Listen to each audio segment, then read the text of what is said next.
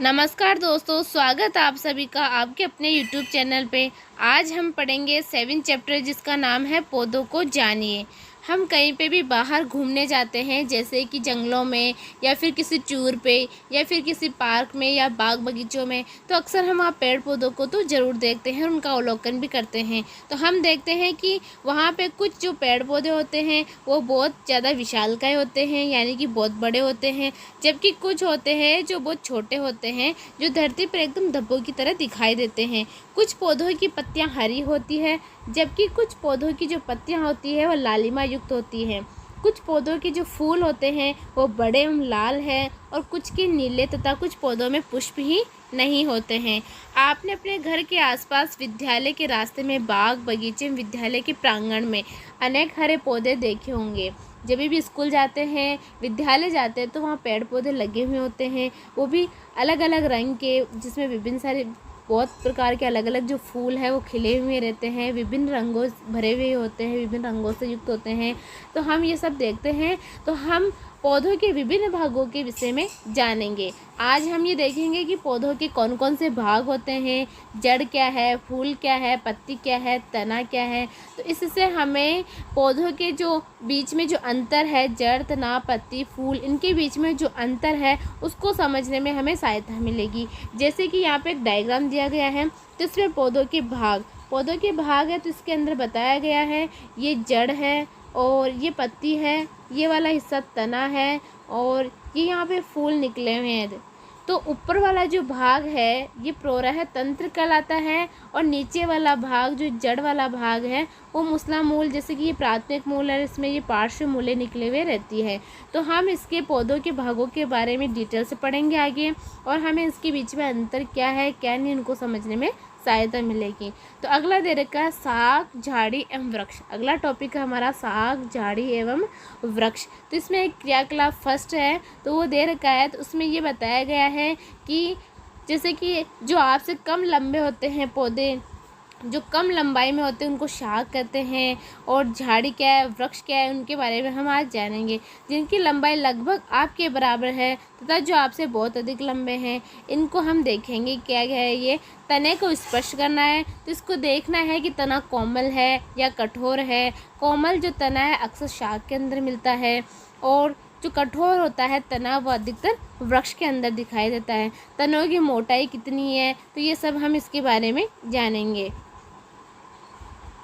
अगला यहाँ पे एक सारणी दी गई है जिसके अंदर पौधों के संवर्ग यानी पौधों के अलग अलग भाग है, ये दिखाए गए हैं कि इसमें तना कैसा है, शाखाएं कहाँ से निकलती है, ये सब इसके संवर्ग में दर्शाए गए हैं एक चार्ट के द्वारा। जैसे कि हम इसमें देखते हैं, सबसे पहला आता है टमाटर। इस टमाटर के अंदर है कि टमाटर की ऊंचाई कितनी है। टमाटर की ऊंचाई मुझसे छोटी, यानी कि मुझसे भी कम हाइट की, मतलब कि टमाटर का जो पौधा होता है वो सबसे छोटा होता है, बहुत छोटा होता है टमाटर का पौधा, मीडियम साइज का भी नहीं, बहुत छोटा होता है टमाटर का पौधा। और कैसा होता है इसका तना, कैसा है, तना एकदम हरा होता है, बिल्कुल सही है। कोमल होता है क्या टमाटर का पौधा, ये टमाटर का तना, बिल्कुल टमाटर का तना कोमल होता है। और इसमें शाखाएं जो है इसको ना पौधे का जो संवर्ग कौन से भाग में रखा गया है, पौधे को कौन से संवर्ग में, कौन से वर्ग में, तो इसमें इसको शाख यानी कि शाख वर्ग में रखा गया है। दूसरा आता है आम। आम को जो है ये बहुत अधिक लंबा होता है, आम का पौधा ऊंचाई के अंदर बहुत अधिक लंबा होता है, और इसका जो तना है वो मोटा होता है और कठोर भी होता है। और जो तने के ऊपर से निकलता है क्या, बिल्कुल हाँ निकलता है, क्योंकि आम जो है टॉप है वहाँ पे ऊपर तने से भी आगे निकलता है, ऊंचा जाता है पौधा, उसके बाद उसमें पत्तियाँ आती है, फूल आते हैं, उसके बाद आम लगते हैं, यानी कि तने से भी ऊपर हैं।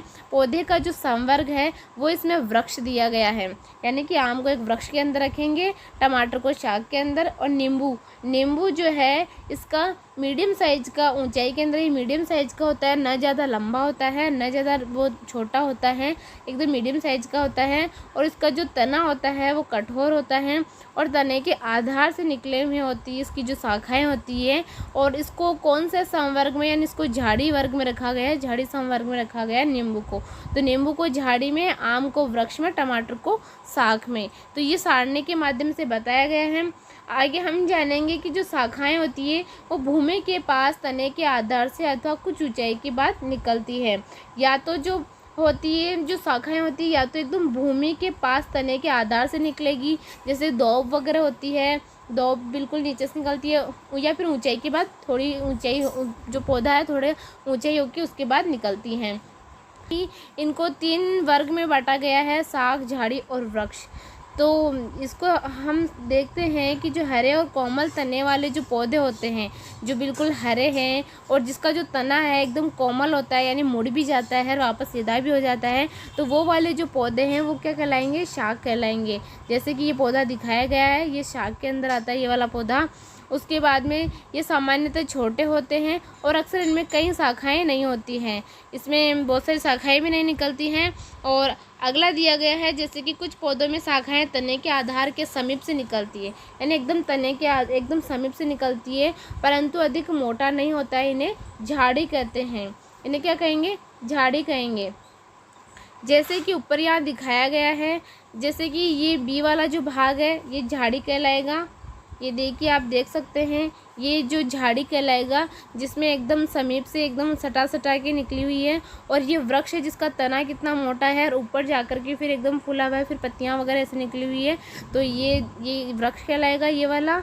और ये झाड़ी है और ये शाख है, ठीक है। तो उसके बाद नीचे देखिए, कुछ पौधे बहुत ऊंचे होते हैं, इनके तने सुदृढ़ यानी एकदम बहुत गाढ़े, एकदम कठोर होते हैं और भूरे रंग के होते हैं। इनके जो तने भूरे रंग के होते हैं, इनमें शाखाएं भूमि से अधिक ऊंचाई पर यानी तने के ऊपरी भाग से निकलती हैं। इन्हें हम क्या कहेंगे? वृक्ष कहते हैं। इन सभी लक्षणों के आधार पर हम ये देखेंगे कि पौधों को सही प्रकार से वर्गीकृत कर सकते हैं कि ये जो भी हमने लक्षण देखे, इनके आधार पर हम पौधों को बांट सकते हैं कि कौन सा शाख है, कौन सा झाड़ी और कौन सा वृक्ष के अंदर आता है।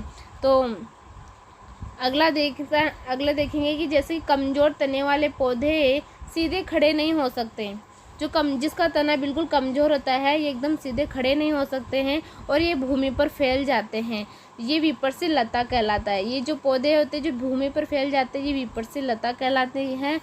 जो जैसे कि दो भूमि पर फैल जाती है, और जबकि कुछ पौधे आसपास के ढांचे की सहायता से ऊपर चढ़ जाते हैं, जो किसी के सहारे, दीवार के सहारे या फिर किसी ढांचे के सहारे ऊपर चढ़ जाती है, तो ऐसे पौधे आरोही पौधे कहलाते हैं। जैसे कि आप देख सकते हैं डायग्राम में, ये आरोही लता है, ये आरोही पौधे कहलाएंगे। इसका उदाहरण है जैसे कि मनी प्लांट का पौधा होता है या फिर नीम गिलोय का पौधा होता है। ये सारे किसी के न किसी के सहारे ऊपर चढ़ जाती है, ये आरोही पौधे हैं। और ये शाख, झाड़ी और पेड़ों से भिन्न होते हैं। तना क्या है? तना हम यहाँ पे क्रियाकलाप दे रखा है, इस क्रियाकलाप के माध्यम से देखते हैं कि इसमें एक सामग्री दिया गया है जिसके अंदर ग्लास है, उसके अंदर जल, लाल स्याही डाली गई है और शाकीय पौधा अथवा एक ब्लेड, यानी एक शाकीय पौधा लेंगे जो एक कटा हुआ है भाग जिसका बिल्कुल नुक्कू से यहाँ से, और इसमें क्या डाला? जल डाल दिया और जल के अंदर लाल कलर की स्याही डाल दी। तो लाल कलर की स्याही डाल दी, जिससे जल का रंग कैसा हो गया है? रेड हो गया है इस जल का रंग। इसको हम गिलास को 1/3 जल से भरेंगे। थोड़ा पानी, यहाँ तक का पानी डाला है, उसके बाद जल में लाल स्याही की कुछ बूंदें डालेंगे और शाख के जो तने को आधार से काट कर गिलास में रखेंगे, यानी इसको तिरछा काटेंगे, थोड़ा तिरछा काट करके फिर गिलास में रखेंगे, जैसा कि इस डायग्राम में दिखाया गया है। और इसका अवलोकन करेंगे तो हम देखेंगे कि जो ये लाल कलर का जो जल है, ये धीरे धीरे तने के माध्यम से ऊपर पत्तियों तक भी पहुँच जाता है। और इस जो तना है एकदम रेड कलर का, भूरे रंग का हो जाता है, क्योंकि जो इसमें रेड कलर की जो स्याही डाली थी, लाल रंग की जो स्याही डाली थी, वो उस पानी में घुल गई है। और जब तना किसी पानी का अवशोषण करता है तो ये ऊपर जाता है, तो उसमें वो रंग वगैरह दिखाई दिया। इसका मतलब हम ये देख सकते हैं कि पानी के अंदर जो भी न्यूट्रिशन होता है, जो भी पोषक तत्व होते हैं, जो भी पोषण होता है या पोषक तत्व जो भी है, यानी तना उसको खींचता है और जाइलम के माध्यम से तना उसको लेता है और पत्तियों तक पहुंचाता है। तो इसके अंदर हम हल्का हल्का जो ये रंग है, ये पत्तियों के अंदर भी देखने को मिलेगा। जो लाल स्याही का जो रंग है वो पत्तियों में भी देखने को मिला है, तने में भी देखने को मिला है। और इसकी जो काट है, यानी कि इसको ये जो तना है उसको हम थोड़ा सा काट करके जो सूक्ष्मदर्शी है उसके माध्यम से भी हम देख सकते हैं, तो इसके अंदर हमें रेड कलर का दिखाई देगा। तो इसमें ये लाल रंग नज़र आता है। तो हम बता सकते हैं कि इसमें ये पौधा अवशोषण करता है, तो यानी जो भी पानी में जितना भी पोषक तत्व जो भी ये सब का अवशोषण करता है। ठीक है, इसमें ये देखिए, इसमें बताया गया है इस डायग्राम में कि जब हम इसको काट के देखेंगे इसमें सूक्ष्मदर्शी यानी सूक्ष्मदर्शी के द्वारा, तो हमें इस प्रकार का दिखाई देगा, रेड कलर का। माइक्रोस्कोप से जब हम देखेंगे तो ये रेड कलर का हमें दिखाई देगा। ये देखो बीच बीच में धब्बे दिखाई दे रहे हैं ना, ये बीच बीच में धब्बे रेड कलर के, तो यानी इसके अंदर लाल रंग की जो स्याही है उसका रंग आ चुका है इसके अंदर। तो इससे बस यही देखने को मिलता है कि जल में जितने भी पोषक तत्व, पोषण जो भी होता है, तना उसका अवशोषण करता है जाइलम के द्वारा और उस जल को पेड़ पौधे की पत्तियों, फलों तक पहुंचाता है। नीचे दे रखा है कि जल तने में ऊपर की ओर चढ़ता है, अर्थात तना जल का संवहन करता है। तना क्या करता है? जल का संवहन करता है। लाल स्याही की भांति जल में विलीन खनिज जल के साथ तने में ऊपर पहुंच जाते हैं। जो भी खनिज पोषक तत्व होते हैं वो जल के साथ तने में कहाँ ऊपर पहुंच जाते हैं। जल तथा खनिज तने की पतली नलिकाओं द्वारा, जो पतली पतली नलिकाएं होती, पतली पतली नलिकाओं द्वारा पत्तियों तथा पौधे के अन्य भागों तक पहुंचते हैं। अगला है पत्ती। पत्ती में जो लीव्स होती है उसके अंदर अपने आसपास के पौधों की जो पत्तियों को देखकर, पत्तियां जो है उसको देखकर अपनी नोटबुक में उनके चित्र बनाना। मतलब कि जितनी भी आसपास इसमें अलग अलग रंग की पत्तियां होती है, जैसे कि कोई संयुक्त आकार होती है, कोई हस्ताकार होती है, कोई पीछा, ये अलग अलग भाग है पत्ती के। तो इसमें ये बताया गया है कि अपने आसपास की जो पत्तियों देख करके उनका नोटबुक में उनका चित्र बनाना है। उनकी आकृति कैसी है, उनका आकार कैसा है, उनका रंग कैसा है, एक जैसा है या फिर अलग अलग रंग का है, ये सर्पिला, ये मतलब समानांतर है, कैसी है, ये देखना है ना। तो तने से किस प्रकार जुड़ी है और पत्ती का वह भाग जिसके द्वारा वह तने से जुड़ी होती है, ये पर्णवृंत कहलाता है। जहाँ से जो लीव्स होती है वो तने की जिस भाग से जुड़ी हुई होती है वो एक प्रकार का पर्णवृंत कहलाता है। ठीक है, जिसमें डायग्राम दिया हुआ, मतलब हाँ ये दिया हुआ है, तो हम बता सकते हैं कि जैसे कि ये देखिए लीव्स है, ये पत्ती है, तो इसके अंदर जो ये वाला भाग है ये पर्णवृंत कहलाएगा, जो तने से जुड़ा हुआ रहता है।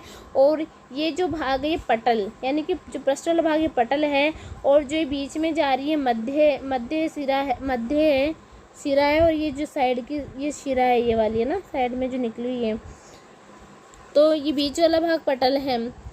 देखिए पत्ती के चपटे हरे भाग को फलक कहते हैं। जी ये इसको हम क्या कहेंगे? फलक कहेंगे इसको हम। ठीक है, ये वाला भाग फलक कहलाएगा। और आपने अपने आसपास के पौधों की पत्तियों में विभिन्न भागों के बारे में पहचान कर सकते हैं आप। अगर आसपास जो पौधे देखें, उन पौधों की पत्तियां लेकर के आप आसपास की जो पत्तियां उसके बारे में देख सकते हैं, कौन सा पर्णवृंत है, कौन सा पटल है, कौन सा फलक है, इनके बारे में।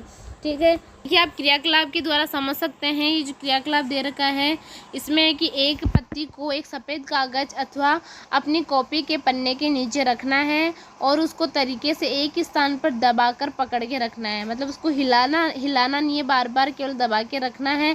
और अपनी पेंसिल को तिरछा पकड़ना है, सीधा नहीं तिरछा पकड़ना है। इसकी नोक से कागज़ के उस भाग को जिसके नीचे पत्ती है धीरे धीरे रगड़िए।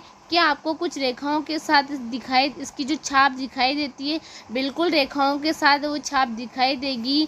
और छाप एकदम पत्ती की तरह ही होगी, जो इसमें फ्लावर्स लीव्स में दी गई है, जैसे छाप दिखाई देगी। और इनको रेखित संरचनाओं को क्या कहेंगे? हम शिरा कहते हैं।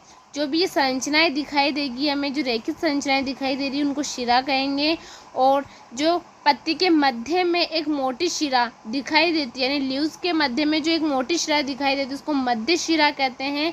और साइड में जो निकली हुई रहती है पत्तियों द्वारा, उनको जो साइड में निकले उनको शिरा कहते हैं। मध्य में जो बड़ी होती है एकदम बीच में मोटी, उसको मध्य शिरा कहेंगे। और जो पत्तियों द्वारा शिराओं द्वारा बनाए गए डिज़ाइन को शिरा विन्यास कहते हैं। लीव्स के अंदर जो भी शिराएं होती है उसके द्वारा बनाए गए जो भी डिज़ाइन होती है, बहुत सारी शिराएं मिलकर के एक शिरा विन्यास कहते हैं उसको। यदि ये डिज़ाइन मध्य शिरा के दोनों ओर जाल जैसा है तो ये शिरा विन्यास जालिका शिरा विन्यास कहलाएगा। कौन सा कहलाएगा? जाली का सिरा विन्यास कहलाएगा। जैसा कि यहाँ पे डायग्राम बताया गया है 7.10 के अंदर देखिए कि पत्तियों में सिरा विन्यास, इसमें एक जालिका रूपी सिरा विन्यास है ए वाले भाग में, और जो बी वाला भाग है उसके अंदर समांतर सिरा विन्यास इसमें, और इसमें जालिका रूपी सिरा विन्यास है। आप देख रहे हैं कि इसके अंदर एक मध्य सिरा है, और यहाँ पे ये जो है ना जाल के रूप में दिखाई दे रही है पत्तियाँ, ये देखिए जाल के रूप में जा रही है पत्तियाँ, तो ये जालिका रूपी सिरा विन्यास है, और इसमें समांतर सिरा विन्यास है इसके अंदर, इस पत्तियों के अंदर। जिसमें जालिका रूपी सिरा विन्यास जिस पत्ती में होता है तो वो वाले पौधे में मुसला मूल पाई जाती है, और जहाँ पे समांतर सिरा विन्यास वाले जो पत्ती होती है उस पौधे के अंदर जकड़ा मूल या रेशेदार मूल पाई जाती है। आपने देखा होगा कि जैसे कि घास की पत्तियों में ये शिराएं एक दूसरे के समांतर होती है। जो घास की पत्तियां उसमें क्या होती है कि एक दूसरे के समांतर है। ऐसे सिरा विन्यास को समांतर सिरा विन्यास कहते हैं। विभिन्न पौधों की पत्तियों को बिना तोड़े उनके सिरा विन्यास का अध्ययन करेंगे कि उनको बिना तोड़े, तो हम जानने का प्रयास करेंगे पत्तियां क्या कार्य करती हैं, उनका कार्य क्या है ये देखने का प्रयास करेंगे। यहाँ पे क्रियाकलाप दे रखा है 4th। तो इस क्रियाकलाप में ये दे रखा है कि जो पौधा है यानी कि साग वाला जो पौधा है वो पॉलीथीन के 2 पारदर्शी थैले तक कुछ धागा लेंगे। एक तो पॉलीथीन लेंगे, उसके 2 पारदर्शी थैले और कुछ धागा। इस क्रियाकलाप को दिन के समय में करना है जहाँ धूप खिली हुई है, और इसमें आपको स्वस्थ भली भांति सिंचित और धूप में रखे हुए पौधे को लेना चाहिए। मुरझाया हुआ नहीं, एकदम ताज़ा और स्वस्थ खिला हुआ पौधा लेना है, और किसी पौधे की पत्ती वाली शाखा को चित्रानुसार एक पॉलीथीन की थैली में ढककर धागे से बांध देना है। जिस प्रकार इसमें बांधा गया है, इस डायग्राम में दिया गया है, वैसे धागे से बांध देना है ये पॉलीथीन। ठीक है, अगला देखिए।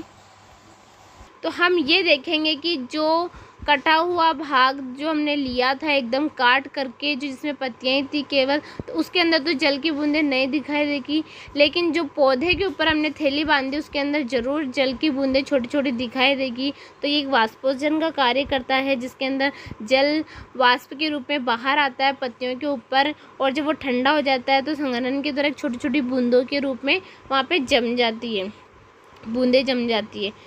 ठंडी होने के बाद जल की ये बूंदें पत्ती के जल वाष्प के रूप में निकलती है। जैसा कि यहाँ बताया गया है कि जल की जो ये बूंदें हैं वो जल वाष्प के रूप में निकलती है। ठीक है, इस क्रिया को हम क्या कहेंगे? वाष्पोजन कहते हैं। जैसा कि हमने डायग्राम में देखा, इस प्रक्रम के द्वारा पौधे बड़ी मात्रा में जल को वायुमंडल में छोड़ते हैं।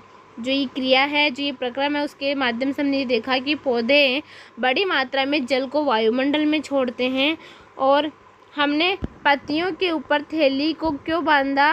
क्या पौधों के वाष्पोजन से निकले जल वाष्प को हम अन्यथा देख पाते हैं? अध्याय 5 के उन क्रियाकलापों के विषय में स्मरण करना है जिसमें हम जल विभिन्न अवस्थाओं में बदल जाता है। जैसा कि हमने पिछले चैप्टर में देखा था कि जल को विभिन्न अवस्था में, जैसे कि ठोस को हमने द्रव में बदला था, फिर द्रव वाष्प में बदला, फिर वो संघनन, ठंडा होने बाद संघनन में, ये जो जिस विभिन्न रूपों में बदला, तो वो वाली चीज़ें हमने देखी थी। और आज हमने यहाँ पे पौधों पे भी थैली बांध के देखा है कि जल वाष्पोजन करते हैं, और वो भी छोटी छोटी बूंदों के रूप में पत्तियों से बाहर निकलता है जल। और जब बिल्कुल ठंडी हो जाती है, जब वो बूंदें जो वाष्प ठंडी हो जाती है, तो वो बूंदों के रूप में पत्तियों पे जम जाती है, छोटी छोटी बूंदों के रूप में। ठीक है, अगला क्रियाकलाप 5वां दे रखा है। इसमें बताया गया है कि जैसे कि पत्ती, स्प्रिट, बीकर, परखनली, बर्नर, जल, प्लेट, आयोडीन विलियन। एक आयोडीन विलियन भी लेना है। ठीक है, इसमें ये दे रखा है कि जो भी परखनली में एक पत्ती रखना है, यानी एक लीव्स रखना है, और उसमें पर्याप्त मात्रा में स्प्रिट डालना है जिससे पत्ती उसमें पूर्णतः डूबी रहे। अब इस परखनली को जल से आधे भरे बीकर में रखना है, इस परखनली को, और बीकर को उस समय तक गर्म करते रहना है जब तक कि पत्ती से हरा रंग पूर्णतः बाहर नहीं निकल जाए। तब तक गर्म करना हमें जब तक कि उसका हरा रंग बाहर नहीं आ जाए पूरा बीकर में। ठीक है, अब पत्ती को परखनली से सावधानीपूर्वक बाहर निकालकर जल से भली भांति धोना है, और इसे प्लेट में रखकर आयोडीन विलियन की कुछ बूंदें डालनी है। जैसा कि इस डायग्राम में दे रखा है, तो इस पत्ती को गर्म किया है। गर्म करने के बाद में इस लीव्स को बाहर निकाल दिया है, और उसको एक आयोडीन विलयन में रखा है। हम देखते हैं कि प्रेक्षण की तुलना में, जैसे कि हमने सेकंड चैप्टर में देखा था, आलू वाला भाग देखा था कि आलू को हमने काट करके उसको आयोडीन विलयन में डाला तो उसके अंदर हमें ब्लू रंग दिखाई दिया उसके अंदर, तो यानी कि उसके अंदर मंड की उपस्थिति थी। उसी प्रकार आज हम देखेंगे खाद्य पदार्थों में विभिन्न पोषकों की उपस्थिति का परीक्षण करेंगे, जैसे कि इसमें दिया गया है कि पत्ती में मंड है या नहीं।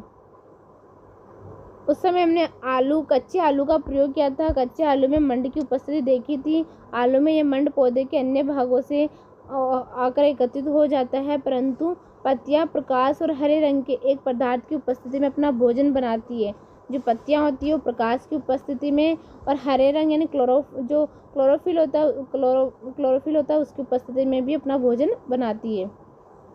इस प्रक्रिया में जल एवं कार्बन डाइऑक्साइड का उपयोग करती है। जल और कार्बन डाइऑक्साइड का उपयोग करती है पत्तियां जब भोजन बनाती है। तो इस प्रक्रिया में, इस विधि में, इस प्रक्रम को हम प्रकाश संश्लेषण कहते हैं। क्या कहेंगे इसको हम कहेंगे प्रकाश संश्लेषण। ठीक है। जब इस प्रकाश संश्लेषण में क्या होता है कि पत्तियां जो है वो प्रकाश यानी कि धूप में प्रकाश की उपस्थिति में जल और कार्बन डाइऑक्साइड तो लेती है और उसको ग्लूकोज में बदलती है और ऑक्सीजन को छोड़ देती है। तो ये विधि प्रकाश संश्लेषण कहलाती है। ये प्रक्रम, इसमें ऑक्सीजन निष्कासित होता है। इस विधि के अंदर पत्तियों द्वारा संश्लेषित भोजन अंततः पौधे के विभिन्न भागों में मंडल के रूप में संग्रहित हो जाता है। जो भोजन बनता है वो पौधे के विभिन्न भागों में मंडल के रूप में संग्रहित हो जाता है। अतः हम कह सकते हैं कि पत्ती ने ही मंड का संश्लेषण किया है। तो इसी प्रकार जब हम पत्ती को भी आयोडीन विलयन में डालते हैं तो उसमें भी हमें ब्लू रंग दिखाई देता है। तो हम समझ सकते हैं इसके अंदर कि पत्ती ने ही मंड का संश्लेषण किया है, क्योंकि जो भोजन बनाते हैं वो विभिन्न भागों में संचित हो जाता है। तो इसके आधार पर जब हमने प्रयोग किया तो हमें पता चला कि पत्ती ने ही मंड का संश्लेषण किया है। और तथा ये पौधे के किसी भाग और यहाँ से नहीं पहुँचता है, किसी और भाग से यहाँ से नहीं पहुँचता है। इसे जानने के लिए उपरोक्त क्रियाकलाप को कुछ दूसरी विधि से दोहरा सकते हैं। हम इनको जानने के लिए एक और क्रियाकलाप देख सकते हैं कि पौधे युक्त एक गमले को 1 अथवा 2 दिनों के लिए अंधेरे कमरे में रखना है, जहाँ बिल्कुल प्रकाश नहीं आता है वहाँ रखना है। और इस पौधे की एक पत्ती के आंशिक भाग यानी कुछ थोड़ा जो भाग है उसको दोनों ओर से काले कागज़ से ढक देना है। एकदम जो ब्लैक कागज़ होता है उससे ढक देना है। और अब इस पौधे को पूरे दिन के लिए सूर्य के प्रकाश में रखना है। अब आंशिक रूप से हम देखेंगे कि जो काले कागज़ से ढकी पत्तियों को तोड़कर इसमें मंड का परीक्षण करना है। जो हमने यहाँ पे देखो काले कागज़ में जो लपेट के रखी थी पत्तियाँ उनको तोड़ करके मंड का परीक्षण करना है। हम देखते हैं कि इस प्रयोग में समझने में सहायता मिलेगी। पत्ती का वह भाग जो सूर्य के प्रकाश में था उसमें मंड उपस्थित है, जिसे हमें प्रकाश में रखा था उसमें तो मंड है, परंतु काले कागज से ढके भाग में नहीं। इसका अर्थ यह है कि पत्ती सूर्य के प्रकाश की उपस्थिति में ही मंड का संश्लेषण करती है, अंधेरे में नहीं। ये सूर्य के प्रकाश की उपस्थिति में मंड का संश्लेषण करती है। अब तक हमने जो क्रियाकलाप किए हैं उनसे हमने देखा कि जो भी तना है वो पत्ती को जल पहुंचाता है, तना पत्ती को जल पहुंचाता है, और जो लीव्स है जल का उपयोग अपना भोजन बनाने के लिए करती है। पत्तियों से जल की कुछ मात्रा का ह्रास वाष्पोजन के रूप में होता है। तने और पत्ती को जल कैसे प्राप्त होता है ये कार्य जड़ें करती है। तने और जो लीव्स होती है उसको जल कैसे प्राप्त होता है ये कार्य जड़ करती है। मतलब तना तो पत्तियों तक पहुँचाता है लेकिन तने तक जल को पहुंचाने का कार्य जड़ का होता है। जड़ जो है वो जल का अवशोषण करती है और तने तक पहुंचाती है। तना जो होता है इस जल को आगे पत्तियों तक पहुंचाता है। अगला टॉपिक है जड़।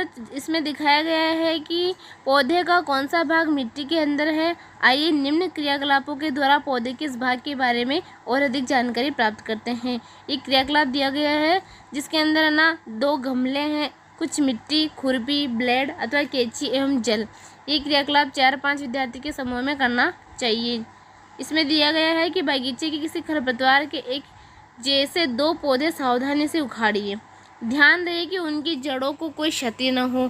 खरपतवार के एक पौधे को एक गमले में मिट्टी डालकर लगा दीजिए। खरपतवार का जो एक पौधा उसको एक गमले में मिट्टी डालकर लगा देना है और दूसरे पौधे की जड़ों को काट दीजिए। अब इसे दूसरे गमले में लगा दीजिए और नियमित रूप से जल दीजिए। जैसा कि आप देख पा रहे हैं कि इस गमले में तो जड़ समेत ये पौधा है, जड़ के साथ में, और इस गमले का जो पौधा है उसकी जड़ काट दी गई है और इसमें इस पौधे को ऐसे ही लगा दिया गया है। अब इसमें नियमित पानी डालना है। तो आप देखेंगे कि एक सप्ताह बाद आप देखेंगे कि दोनों पौधों में नियमित रूप से जल दिया गया, परंतु एक ही जड़ नहीं थी। तो जड़ के एक महत्वपूर्ण कार्य के विषय में जानेंगे हम। यहाँ देखेंगे कि जड़ का कार्य क्या है। हम देखेंगे कि ये जो पौधा जिसके जड़ थी वो तो अच्छे से मतलब पानी ले रहा है, पत्तियों को दे रहा है, लेकिन इसको पर्याप्त मात्रा में पानी नहीं मिल रहा है क्योंकि जड़ नहीं, इसलिए वो जड़ जो जल अवशोषण का कार्य करती है वो काम इस पौधे में नहीं हो पा रहा है। अगला देखिए, यहाँ पे क्रियाकलाप 7 है। तो क्रियाकलाप 7 के अंदर दिखाया गया है कि मक्का और चने के बीज, रुई, कटोरी तथा जल, ये चीज़ें लेनी है हमें। 2 कटोरियाँ लेना है, इनमें भीगी हुई रुई रखना है। एक कटोरी में चने के 3-4 बीज और दूसरी में मक्का के दाने रखना है। जल डालकर रुई को हमेशा नम रखिए जब तक कि बीज अंकुरित होकर नवोद्भिद नहीं हो जाए ना, नवोद्भिद नहीं बन जाए। 1 सप्ताह बाद उन्हें खींचकर रुई से बाहर निकालने का प्रयास करना है। क्या नवोद्भिद सरलता से रुई से बाहर आता है? क्यों? देखिए आप यहाँ पे ये दे रखा है जिसके अंदर ये रुई के अंदर जो बीज रखा गया था वो अच्छे से अंकुरित हो गया है क्योंकि इसको नमी अच्छे से मिल गई है, जल पर्याप्त मात्रा में मिला है। मतलब ये जो बीज पौधा उगाने के लिए, जो बीज अंकुरित होने के लिए जो इन्वायरमेंट, जो पर्यावरण चाहिए था वो अनुकूलित मिला है। इस बीज के अनुकूल इसको पर्यावरण मिला है और उनको नहीं मिल पाया है, इसलिए ये अच्छी मात्रा में उगा है। क्रियाकलाप 6 में हमने देखा कि हम पौधों को भूमि से खींचकर आसानी से नहीं निकाल पाते, उन्हें मिट्टी खोदकर निकालना पड़ता है। जड़ें पौधों को मिट्टी में मजबूती से जमाए यानी जकड़ के रखती है, पौधे को मिट्टी के अंदर अच्छे से जकड़ के रखती है। इन्हें मिट्टी में पौधे का स्तरक कहा जाता है। मिट्टी में पौधे का स्तरक किसे कहा गया? जड़ को, क्योंकि जड़ जो है वो पौधे को इस मिट्टी की पकड़ अच्छी बना के रखती है, मतलब कि पौधे को मिट्टी के अंदर धंसा के रखती है, जकड़ के रखती है, अच्छे से स्थिर रखती है, इसलिए इसको स्तरक कहा जाता है। आपने देखा कि तने एवं पत्तियां विभिन्न प्रकार की होती हैं। क्या जड़ों में भी विविधता दिखाई देती है? तो इसका पता लगाते हैं। बिल्कुल, जड़ों में भी विविधता देखी जाती है। जड़ों में भी विविधता देखी जाती है कि अलग अलग प्रकार की जड़ें होती है। जैसा कि आप देख पा रहे हैं इस चित्र के अंदर, जैसे कि ए वाला जो बीज है इसकी जड़ें और इसकी जड़ें, इन दोनों में आप अंतर देख पा रहे हैं। कौन सी जड़ें अच्छी है? इसकी जड़ें इस प्रकार निकली हुई, इसकी जड़ें एकदम ऐसे निकली हुई है जिसमें पार्श्व जड़ें भी दिखाई दे रही है इसके अंदर, और इसमें दोनों तरफ से निकली है। तो सबकी जड़ें अलग अलग होती है, जड़ों में भी विविधता पाई जाती हैं। देखिए यहाँ पे एक क्रियाकलाप दिया गया है, इसमें बताया गया है कि खुले मैदान में जाइए जहाँ बहुत से खरपतवार उग रहे हो और कुछ खरपतवारों को आपको पौधों की मिट्टी खोदकर निकालना है, उनकी जड़ों से मिट्टी धोकर अलग करना है और उनका निरीक्षण करना है, यानी उनको ध्यान से देखना है और आपको देखना है कि कौन से खरपतवार किसके समान है। तो आइए यहाँ पे देखते हैं उस प्रयोग को कि जो पौधे जो आपने खरपतवार आपने उखाड़ा है उनको देखा है, अगर वो इसकी तरह, जो ये चित्र फर्स्ट वाला दिखाई दे रहा है इसकी तरह दिखाई दे रहा है वो पौधा, वो खरपतवार, तो ये एक मूसला जड़ है। जैसे कि इसमें देखिए जो ये दिखाई दे रही है, ये तो मुख्य जो जड़ दिखाई दे रही है वो मूसला जड़ कहलाती है। जो देखिए सीधे ये मूसला जड़ है और जो साइड में छोटी छोटी जड़ें निकली हुई रहती है उनको पार्श्व जड़ कहते हैं। ये साइड में जो जड़ें निकली उनको पार्श्व जड़ कहते हैं। और जो खरपतवार इसके समान दिखाई दे रहा है, जिसके अंदर इतनी सारी छोटी छोटी जड़ें निकली हुई रहती है, इसमें कोई भी प्राथमिक मतलब मुख्य जड़ नहीं होती। इसमें जिस प्रकार इसमें दिखाई दे रही है उस प्रकार उसमें मुख्य जड़ नहीं होती है। इसमें कई सारी छोटी छोटी जड़ें एक समान दिखाई देती है। इसको क्या कहेंगे? जकड़ा जड़ कहेंगे या रेशेदार जड़ कहेंगे। ध्यान रखना, इसको जकड़ा जड़ कहते हैं या रेशेदार जड़ कहते हैं और इसको मूसला जड़ कहते हैं, ठीक है। उसके बाद में जो भी एकत्रित किए गए खरपतवार पौधों, उनकी जड़ के आधार पर 2 समूह में छांटना है कि मूसला जड़ वाले कौन से हैं और रेशेदार जड़ वाले कौन से हैं, ठीक है। इसमें इस क्रियाकलाप में ये दिया गया है। पौधों को समूह ए में तथा रेशेदार जड़ वाले पौधों को समूह बी में रखना है। जो मूसला वाले जो जड़ है ना, ये मूसला जड़ वाले को तो ए में और रेशेदार वाले को बी में रखना है। समूह ए के पौधों की पत्तियों को देखना है, इनका शिराविन्यास किस प्रकार का है, और बी वाले को देखना है इसका शिराविन्यास किस प्रकार का है। तो आप देख सकते हैं कि इसमें शायद समानांतर शिराविन्यास दिया गया है। हमने देखा कि जड़ें मिट्टी से जल का अवशोषण करती हैं तथा तना है जल एवं खनिज को पत्ती एवं पौधे के विभिन्न भागों तक पहुंचाता है। जल एवं खनिज को पत्ती एवं पौधे के विभिन्न भागों तक पहुंचाने का कार्य तना करता है। पत्तियां भोजन संश्लेषित करती है, पत्तियां भोजन का निर्माण करती है। ये भोजन तने से होकर पौधे के विभिन्न भागों में संग्रहित हो जाता है। इस प्रकार की कुछ जड़ों जैसे कि गाजर, मूली, शकरकंद, शलजम एवं टेपियो आदि को हम खाते हैं। हम पौधे के अन्य भागों को भी खाते हैं जहाँ भोजन भंडारित रहता है। यानी हम जैसे गाजर, मूली, शकरकंद, इनके ना जड़ें हैं, ये जड़ वाले पौधे हैं, तने वाले, पत्तियों वाले, जिनमें भोजन भंडारित रहता है, भोजन संग्रहित रहता है, उन सभी को हम खाते हैं। क्या आप इस बात से सहमत है कि तना दो तरफा मार्ग की तरह कार्य करता है? ये जो डायग्राम दिया गया है इसमें बताया गया है कि तना दो तरफे मार्ग की तरह कार्य करता है। क्या चित्र में इसमें बताया गया है कि चित्र में लिखिए कि तने से कौन से पदार्थ ऊपर की ओर जाते हैं और कौन से नीचे की ओर आते हैं। जैसा कि हम बताते हैं, इसमें देखा गया है कि जो जल है, जल का इसमें ना एक संवहन बंडल होता है जिसमें जाइलम और फ्लोएम दोनों ही होता है तने के अंदर। तो जल का कार्य जो है वो मतलब जाइलम का कार्य है जल को अवशोषित करना। जाइलम का कार्य होता है जल को अवशोषण करना और पौधे के विभिन्न भागों तक पहुंचाना, ये जाइलम का कार्य होता है। और पत्तियों का कार्य है भोजन बनाना। प्रकाश की उपस्थिति में फ्लोएम भोजन बनाना, ये पत्तियों का कार्य है प्रकाश की उपस्थिति में। और जो फ्लोएम होता है इसके अंदर संवहन मंडल में जाइलम और फ्लोएम, तो जाइलम तो जल का अवशोषण करके पौधे के विभिन्न भागों तक पहुंचाता है जल को, और फ्लोएम पत्तियों के द्वारा बनाए गए भोजन को वापस लेके आता है जड़ तक और पौधे के विभिन्न भागों तक पहुंचाता है। तने, पत्ती, जड़, फूल, इन सब में भोजन को पहुंचाने का कार्य करता है फ्लोएम। इस प्रकार हम कह सकते हैं कि तना दो तरफे मार्ग की तरह कार्य करता है, यानी जल को पहुंचाता भी है और बने हुए भोजन को वापस जड़ तक और पौधे के विभिन्न भागों तक लेके आता है। इस प्रकार तना दो तरफा कार्य करता है। ठीक है, अगला देखिए कि इसके अंदर पुष्प, इसमें पुष्प वाली हेडिंग, अगले हेडिंग हमारी पुष्प है। तो पुष्प में बताया गया है कि देखिए क्रियाकलाप दिया गया है, हम यहाँ से शुरू करते हैं। ये क्रियाकलाप दिया गया है, इस क्रियाकलाप में दिया गया कि आवश्यक सामग्री एक पुष्प कलिका तथा निम्न में से किसी पौधे के दो पुष्प, कोई भी दो पुष्प लेना है, या तो धतूरा, गुड़हल, गुलाब, सरसों, बैंगन, भिंडी, गुलमोहर, ये इनमें से कोई से भी दो पौधे ले लो, दो पुष्प, इन पौधों के दो पुष्प ले लो, एक ब्लेड, स्लाइड अथवा कागज, आवर्धक लेंस एवं जल, ऐसे लेना है। और हमें इसको ध्यान पूर्वक देखना है। खिले हुए पुष्प का प्रमुख भाग कौन सा है? यहाँ से एक क्वेश्चन बनता है कि खिले हुए पुष्प का प्रमुख भाग कौन सा है। तो इसका प्रमुख भाग पंखुड़ियाँ है। जैसे देखिए आप खिले हुए भाग ये है, तो ये पंखुड़ियाँ खिले हुए भाग का मतलब खिले हुए पुष्प का प्रमुख भाग है, तो इसका आंसर है पंखुड़ियाँ। विभिन्न पुष्पों की पंखुड़ियाँ अलग अलग रंगों की होती है, बिल्कुल अलग अलग रंगों की होती है। विभिन्न पुष्पों की जो पंखुड़ियाँ होती हैं, आपके विचार में कलिका में ये पंखुड़ियाँ कहाँ बंद थी, कलिका का प्रमुख भाग कौन सा है, ये सारे क्वेश्चन है। तो हम देखते हैं कि देखिए इस डायग्राम को ध्यान से देखिए कि जो ये पंखुड़ियाँ है, जो इसमें दिखाई दे रही पंखुड़ियाँ, ये जब पुष्प बिल्कुल छोटा बिल्कुल जब खिलता नहीं है उससे पहले ये पंखुड़ियाँ बाह्य दल के द्वारा आवृत रहती है, ढकी हुई रहती है, सुरक्षित रहती है। जो ये ग्रीन दिखाई दे रहा है ये बाह्य दल है। ये 5 भी हो सकते हैं, 6 भी हो सकते हैं और कईयों में ज़्यादा भी होते हैं।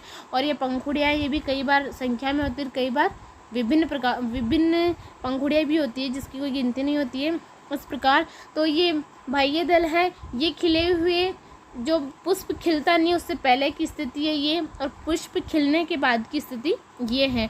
तो ये बाह्य दल और ये बीच में पंखुड़ियाँ है।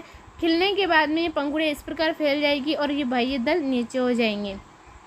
ठीक है, जिस प्रकार इसमें दिया गया है कि जो छोटी पत्तियाँ होती है वो सुरक्षित रहती है किसके अंदर, बाह्य दल में। बाह्य दल के द्वारा पंखुड़ियाँ सुरक्षित रहती है, छोटी छोटी पत्तियाँ पुष्प के बाह्य दल एवं पंखुड़ियों की भली भांति अवलोकन करना है। और ये कुछ निम्न ये प्रश्न उत्तर दिए गए हैं, जैसे कि इसमें कितने बाह्य दल हैं। हम कोई भी पुष्प ले सकते हैं, चाहे सरसों का, चाहे गुड़हल का, चाहे किसी का भी लेकर के हम देख सकते हैं कि इसमें कितने तो बाह्य दल है, क्या ये आपस में जुड़े हुए हैं अथवा स्वतंत्र है, बाह्य दल एवं पंखुड़ियों में कितने रंग होते हैं, और आपके फूल में पंखुड़ियों की संख्या कितनी है। ये सारी चीज़ें हम एक पुष्प को लेकर के उसका अवलोकन करके इन चीज़ों को गिन सकते हैं कि इसमें बाह्य दल कितने हैं और पंखुड़ियाँ कितने रंगों कितनी है कितनी नहीं है। इस प्रकार ना, जैसे कि यहाँ पे देखिए, अगर किसी का भी पुष्प लिया है उसका हम प्रेक्षण करते हैं। जैसे कि यहाँ पे गुलाब लिया है, गुलाब का जो पुष्प लिया है उसका प्रेक्षण किया, उसका अवलोकन किया है। उसमें बताया गया है कि पंखुड़ियों के रंग एवं उनकी संख्या कितनी है। तो पंखुड़ियों के रंग एवं उनकी संख्या इसमें अनेक दी गई है और कई बार 5 भी होती हैं। बाह्य दलों की संख्या एवं रंग कितने हैं, तो बाह्य दलों की संख्या 5 है। पंखुड़ियाँ जुड़ी हुई है तो स्वतंत्र है, तो हम देखते हैं कि गुलाब के अंदर जो पंखुड़ियाँ होती है वो पृथक पृथक होती है बिल्कुल।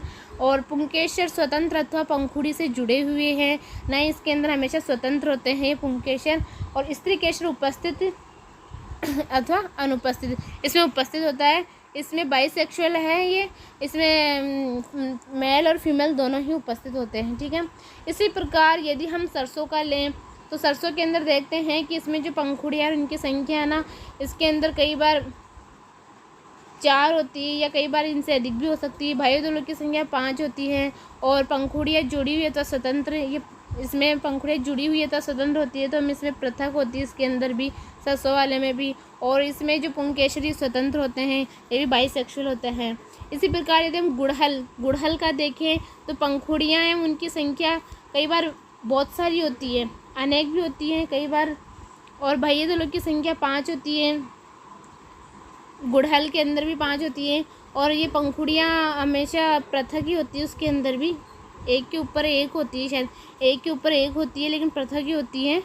और पुंकेसर जो है वो स्वतंत्र होते हैं, इसके अंदर 100 से अधिक भी हो सकते हैं पुंकेसर और 100 से कम भी हो सकते हैं। इनकी कोई संख्या फिक्स नहीं होती है पुंकेसर की। उस गुड़हल वाले पौधे के अंदर 100 से अधिक या 100 से कम, कई बार ज़्यादा, ये फिक्स नहीं होती है। और बाइसेक्सुअल होता है गुड़हल का पौधा भी, ठीक है। तो इसमें दिया गया कि क्या वे एक दूसरे से जुड़ी हुई है तो स्वतंत्र है, क्या जुड़े हुए बाह्य दल वाले पुष्प की पंखुड़ियाँ अलग अलग है या संयुक्त है। इसमें दिया गया है कि आप पुष्प के आंतरिक भाग को स्पष्ट रूप से कब देख सकेंगे, जब पंखुड़ी जुड़ी हुई हो अथवा जब वे स्वतंत्र हो। तो हम इसके पुष्प के यूँ तो हम इस पुष्प को बाहरी रूप से तो देख सकते हैं, लेकिन जब इसका आंतरिक भाग हम इसको काट करके इसके उस स्लाइड के जरिए हम इसके आंतरिक भाग को देख सकते हैं। उदाहरण के लिए इसमें धतूरा का जो ये पुष्प लिया गया है, घंटाकार पुष्प है धतूरे का, इसकी पंखुड़ियों को लंबाई में काटकर आप पुष्प के आंतरिक भागों को स्पष्ट रूप से देख सकते हैं। जो ये है इसको हमें ना लंबाई में काटना है और उसके आंतरिक भागों को हम देख सकते हैं स्लाइड के द्वारा। पुष्प के आंतरिक भागों को स्पष्ट रूप से देखने के लिए बाह्य दल एवं पंखुड़ियों को हटा दीजिए। जिसकी बाह्य दल है ये पंखुड़ियाँ होती हैं, इनको हटा देना है, इसके आंतरिक भाग अच्छे से दिख जाएगा माइक्रोस्कोप में। यहाँ देखिए आगे की ये डायग्राम दिया गया है, तो ये जो आपको ये दिखाई दे रही है ये ग्रीन कलर की, ये देखिए यहाँ पे ये पुंकेसर है, बहुत सारे छोटे छोटे, ये बहुत सारे होते हैं पुंकेसर। और ये यहाँ से ये वृत्तिका है, वृत्तिकाग्र है ये, और ये वृत्तिका आ रही है और इसको हम ओवरी कहते हैं, अंडाशय कहेंगे इसको। ये ओवरी वाला भाग है, ये एक स्त्री केसर है, ये वाला भाग स्त्री केसर है जिसे ओवरी कहते हैं। और ये पंखुड़ियाँ है जो फैली हुई है और ये पुंकेसर है, ये पुष्प के भाग है जिसमें ये पंखुड़ियाँ हैं और ये ओवरी है, ये पुंकेसर है, ये वृत्तिकाग्र है, ये वृत्तिका है, ये सारे पुष्प के भाग होते हैं। यहाँ आप ध्यान से देखिए कि ये दिया गया है जिसके अंदर देखिए पुंकेसर है, पुंकेसर के अंदर यहाँ पे ये परागकोश है। कई बार है ना ये 4 भागों में बटे हुए होते हैं, 4 कोषों में होते हैं, परागकोश है। और ये तंतु है जो ये दिखाई दे रही है सीधी लाइन, ये पुंकेसर के भाग है। ये परागकोश और तंतु ये सारे क्या है, ये पुंकेसर के भाग है, ठीक है। अगला देखिए यहाँ पे, ये देखिए इस डायग्राम को देखिए आप, ये जो डायग्राम दिया गया है इसके अंदर जो ये ऊपर वाला भाग है ये वृत्तिकाग्र है। क्या कहेंगे इस वाले भाग को? वृत्तिकाग्र कहेंगे। और जो ये नीचे वाला भाग है इसको वृत्तिका कहेंगे। और ये जो बीच वाला हिस्सा दिखाई दे रहा है आपको ये अंडाशय कहलाता है, ओवरी। और ये स्त्रीकेशर के भाग है सारे, यानी जो मेल और फीमेल है ये फीमेल वाला भाग है इसके अंदर सारा। और आपको दिखा दें पुष्प के केंद्र में स्थित भाग को क्या कहेंगे हम? स्त्रीकेशर। जैसे कि आपको ये डायग्राम दिया गया है ये स्त्रीकेशर था, देखिए इसके अंदर ये स्त्रीकेशर है।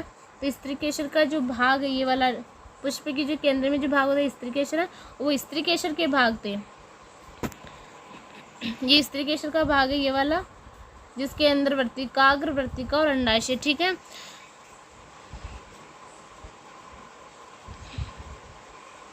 अगला देखिए एक यहाँ पे क्रियाकलाप दिया गया है। इस क्रियाकलाप में बताइए, इसमें बताया गया है कि अब एक पुष्प के अंडाशय की संरचना का अध्ययन करना। ये जो ओवरी का अध्ययन करना है तो ये स्त्रीकेशर का सबसे निचला और फुला हुआ भाग होता है। इसकी आंतरिक संरचना के अध्ययन के लिए इसे काटना पड़ता है। ये जानने के लिए कि अंडाशय को किस प्रकार काटा जाए, देखिए इसके अंदर ना इसको एकदम लंबवत काटा है यहाँ पे ऊर्ध्वाधर में, और इसको यहाँ पे आड़ा काटा है। इनको दो तरीके से काट सकते हैं, इनका अध्ययन कर सकते हैं, यानी अनुदैर्ध्य और अनुप्रस्थ। ये वाला जो हिस्सा होता है ये अनुदैर्ध्य होता है और ये अनुप्रस्थ होता है। जो आड़ा है लेटा हुआ ये तो अनुप्रस्थ है यूँ काटने का, और ये लंबवत वाला अनुदैर्ध्य है। ऐसे काट के हम इसका अध्ययन कर सकते हैं आंतरिक संरचना का। और ये देखिए इसमें जब आंतरिक संरचना का अध्ययन करेंगे तो इस प्रकार दिखाई देगा। इसमें जब हमने इसको ये ऊपर वाला जो अनुदैर्ध्य है काटा है तब तो इस प्रकार दिखाई देगा। देखो ये बीजों की संरचना इस प्रकार दिखाई दे रही है, बीजांड वाली संरचना जिसके चारों ओर ये बीजांड ये वाली संरचना दिखाई दे रही है। और जो अनुप्रस्थ काट है, अनुप्रस्थ काट में इस प्रकार की संरचना दिखाई देगी। तो हम इसमें जब लंबाई में काटा तो ये वाला भाग दिखाई देगा, और जब अनुप्रस्थ काट में काटा तो ये वाला भाग दिखाई देगा हमें। तो ये स्त्रीकेशर के जो ओवरी है, ओवरी की जो आंतरिक भाग है उसकी संरचना, ओवरी के आंतरिक भाग की संरचना है। अगला देखिए कि अलग अलग पुष्पों से 2 अंडाशय लेना है। आप अंडाशय को एक स्लाइड पर मतलब फ्लैट चित्र 7.25 की तरह अनुसार रख दें और उसे 2 प्रकार काटें। इस प्रकार आप ना अलग अलग पुष्प के अध्ययन कर सकते हैं। अलग अलग पुष्पों का जो ओवरी है उसको काट करके उसकी आंतरिक संरचना का अध्ययन कर सकते हैं कि किस प्रकार की उसकी संरचना दिखाई दे रही है। और अंडाशय की काट को सूखने से बचाने के लिए प्रत्येक काट सेक्शन पर जल की कुछ बूंदे रखना है ताकि वो सूखे नहीं। आवर्धक लेंस की सहायता से अंडाशय की आंतरिक संरचना का अध्ययन करना है। अंडाशय में छोटी छोटी गोल संरचनाएं जो दिखाई दे रही इन्हें बीजांड कहते हैं। ये वाली जो संरचनाएं दिखाई दी गोल छोटी छोटी इनको हम बीजांड कहते हैं। ये वाले जो भाग है इनको क्या कहेंगे? बीजांड कहेंगे। अंडाशय के आंतरिक भागों को अपनी नोटबुक में बनाइए। इनको कुछ और पुष्पों का अध्ययन करने के लिए अपने अध्यापक है ये विद्यालय किसी पार्क में बगीचे में जाकर के आप पुष्पों का अध्ययन कर सकते हैं, उनको देख सकते हैं, उनको समझ सकते हैं, उनके आंतरिक संरचनाओं के बारे में पता लगा सकते हैं कि कौन सी ओवरी ओवरी की संरचना किस प्रकार है, पंखुड़ियों की संख्या कितनी होती है, बाह्य दल की संख्या कितनी होती है, पुंकेसर कितने होते हैं, इसमें स्त्रीकेसर पाए जाते हैं या नहीं पाए जाते हैं, ये बाइसेक्सुअल है या नहीं है, इसमें नर मादा उपस्थित है या नहीं है। इस प्रकार हम कई सारे फूलों का अध्ययन कर सकते हैं, पुष्पों का। इस प्रकार आज हमने इस चैप्टर में यही देखा। तो ऐसे पुष्प भी देखे जिन्होंने बाह्य दल और पंखुड़ियाँ समान दिखाई देती थी, और कई बार अलग अलग भी है बाह्य दल और पंखुड़ियों की संख्या। कोई पुष्प ऐसा भी जिसमें बाह्य दलों की संख्या एवं पंखुड़ियों की संख्या असमान होती है तो समान भी होती है। और क्या आप इस बात से सहमत है कि सभी पुष्पों की संरचना सदैव एक जैसी नहीं होती है? बिल्कुल सदैव एक जैसी तो नहीं होती। विभिन्न पुष्पों में बाह्य दल, पंखुड़ी, पुंकेसर, स्त्रीकेसर की संख्या में अंतर हो सकता है, अलग एक समान नहीं होता है। किसी के बाह्य दलों की संख्या ज़्यादा होती है तो किसी के पंखुड़ियों की संख्या ज़्यादा होती है, बाह्य दलों की संख्या कम होती है। कई बार पुंकेसर की संख्या बहुत ज़्यादा होती है, जैसे गुड़हल का पौधा देखा हमने तो गुड़हल के पौधे में पुंकेसर की संख्या कई बार 100 से ज़्यादा होती है तो कई बार 100 से कम भी हो जाती है। तो ये फिक्स नहीं होता है, किसी में स्त्रीकेसर उपस्थित ही नहीं होता है। इस प्रकार आपने पत्ती, तना एवं जड़ के लक्षण एवं कुछ कार्यों के विषय में पढ़ा है। हमने विभिन्न पुष्पों की संरचना का भी अध्ययन किया है। हमने किस किस के बारे में? पत्ती, तना, जड़, उनके लक्षणों के बारे में पढ़ा आज, और विभिन्न पुष्पों की संरचना का अध्ययन किया है कि इनकी संरचना कैसी होती है, इसमें बीजांड दिखाई देते हैं या नहीं दिखाई देते हैं, ये सारी चीज़ों के बारे में। ठीक है। अब पुष्पों की जो कार्य हैं, पुष्पों की कार्य क्या है वो हम अगली कक्षा में पढ़ेंगे कि पुष्पों के कार्य क्या है। हम फलों के विषय में भी अगली कक्षा में पढ़ेंगे कि इसके फल क्या है क्या नहीं है, और पुष्पों के कार्य और फलों के विषय में हम अगली कक्षा में ज़रूर पढ़ेंगे। आइए तो हम इसका सारांश देख लेते हैं। इसमें दे रखा है कि सामान्यतः पौधों का वर्गीकरण उनकी ऊंचाई, तने एवं शाखाओं के आधार पर शाक, झाड़ी एवं वृक्ष में किया जाता है। इनको 3 भागों में बांटा गया है, शाक, झाड़ी और वृक्ष में। तने पर पत्तियां, पुष्प तथा फल होता है। सामान्यतः पत्तियों में पर्णवृंत और फलक होते हैं। पत्ती में शिराओं का प्रतिरूप शिराविन्यास कहलाता है। ये जालिका रूपी या समांतर हो सकता है। उसके बाद दे रखा है कि पत्तियां वाष्पोजन क्रिया द्वारा जलवाष्प को वायु में निष्कासित करती है। वाष्पोजन के द्वारा जल को वायु में निष्कासित करती है। हरी पत्तियां सूर्य के प्रकाश की उपस्थिति में वायु एवं जल से प्रकाश संश्लेषण क्रिया द्वारा भोजन बनाती हैं। और जड़ें मिट्टी से जल एवं खनिज पदार्थों का अवशोषण करती हैं तथा पौधों को मिट्टी में दृढ़ता से जमाए रखती हैं। जड़ें मुख्यतः 2 प्रकार की होती है, जिसमें मूसला जड़ और रेशेदार जड़ होती है। ये 2 प्रकार की जड़ें होती हैं, और जिसकी जड़ें जालिका रूपी शिराविन्यास युक्त पत्तियों वाले पौधे की जड़ें मूसला जड़ होती हैं। जिसमें मूसला जड़ होती है तो उसकी पत्तियां कैसी होगी, जालिका रूपी शिराविन्यास वाली होगी। और जिसकी जो जड़ें होती है वो अगर रेशेदार है, रेशेदार वाली जड़ें होती है तो उसमें समांतर शिराविन्यास वाली पत्तियां होगी। तने द्वारा जड़ों से पत्तियां और जल को पत्तियों से भोजन तक पौधे के अन्य भागों तक पहुंचाता है। ये तने का कार्य है, जो जड़ों से पत्तियों और दूसरे भागों तक जल एवं पत्तियों से भोजन पहुंचाने का। पुष्प के विभिन्न भाग कौन कौन से, बाह्य दल है, पंखुड़ी, पुंकेसर और स्त्रीकेसर हैं। तो हम इसके अभ्यास क्वेश्चन देखते हैं। अभ्यास क्वेश्चन देखते हैं कि निम्न कथनों को ठीक करके लिखिए।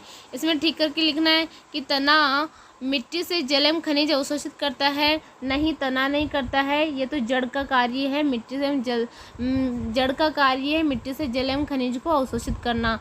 पत्तियां पौधे को सीधा खड़ा रखती है। नहीं, पत्तियां खड़ा नहीं रखती है, तना से पौधे को सीधा खड़ा रखता है।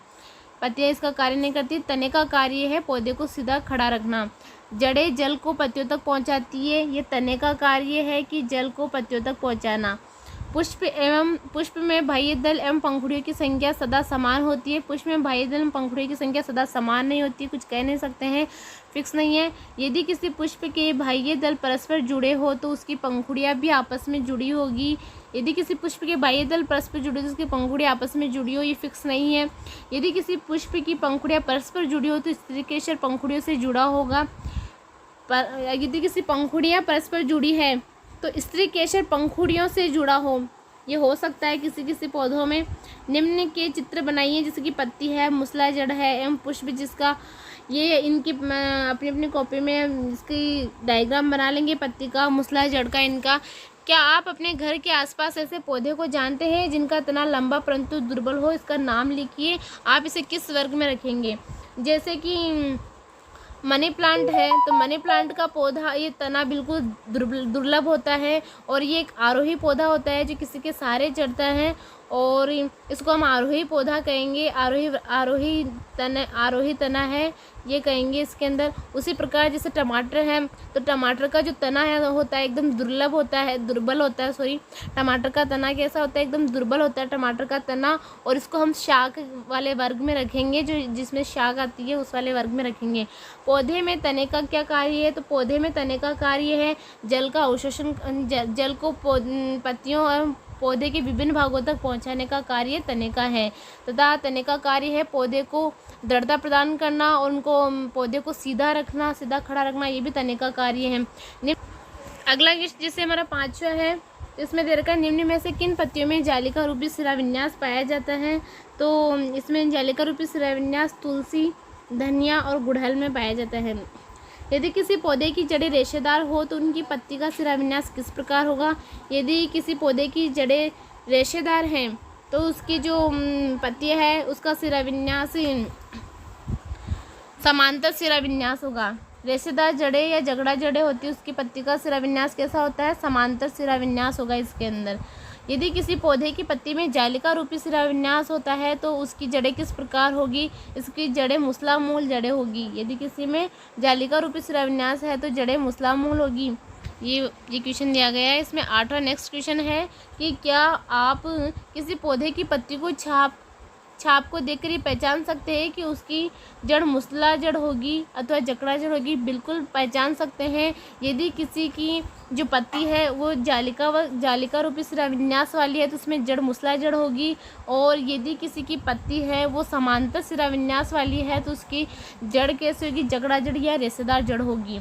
अगला है अपना 9वां क्वेश्चन कि किसी पुष्प के विभिन्न भागों के नाम लिखिए। किसी पुष्प के विभिन्न भाग है जैसे कि पंखुड़ियाँ है, स्त्रीकेसर है, पुंकेसर है, बाह्यदल है और वृत्तिकाग्र है, वृत्तिका है, ये सारे इसके भाग हैं। निम्न में से किन पौधों के फूल आपने देखे हैं? निम्न में से किन पौधों के फूल देखे हैं? तो वैसे सभी के फूल आते हैं, लेकिन जैसे कि इसमें तुलसी और पपीते के जो फूल है वो बहुत कम, पीपल, तुलसी और पीपल के जो फूल है वो बहुत छोटे छोटे होते हैं, जो आंखों से स्पष्ट रूप से दिखाई नहीं देते हैं। बाकी सभी में फूल आते हैं। पौधे के उस भाग का नाम लिखिए जो अपना भोजन बनाता है। इस प्रक्रम को क्या कहते हैं? पौधे के उस भाग का नाम लिखिए, यानी कि पत्ती के द्वारा भोजन बनाया जाता है। इसे प्रकाश संश्लेषण कहते हैं, जिसमें पत्तियों के द्वारा भोजन संश्लेषित किया जाता है। ये प्रकाश संश्लेषण की क्रिया होती है। पुष्प के किस भाग में अंडाशय मिलता है? तो पुष्प के स्त्रीकेसर वाले भाग में अंडाशय मिलता है, और सेंट्रल भाग में पुष्प के मध्य वाला भाग होता है, केंद्र वाला भाग होता है, उसमें हमें स्त्रीकेसर वाले भाग में हमें ओवरी दिखाई देगी। ऐसे 2 पुष्पों के नाम लिखिए जिनमें से प्रत्येक में संयुक्त और अलग अलग पंखुड़ियाँ हों। तो ऐसे पुष्प के नाम जिनमें संयुक्त है जैसे कि एक तो गुड़हल का पौधा संयुक्त होता है, और सदाबहार। इन दोनों की जो पुष्प है ये संयुक्त होते हैं गुड़हल सदाबहार के, और अलग अलग जैसे कि सरसों के अंदर अलग अलग पंखुड़ियाँ दिखाई देती हैं। तो इस प्रकार हमने आज ये चैप्टर कंप्लीट किया है। नेक्स्ट चैप्टर पढ़ेंगे हम अगली वीडियो में। तब तक के लिए जय हिंद, जय भारत, और वीडियो को लाइक एंड सब्सक्राइब करें।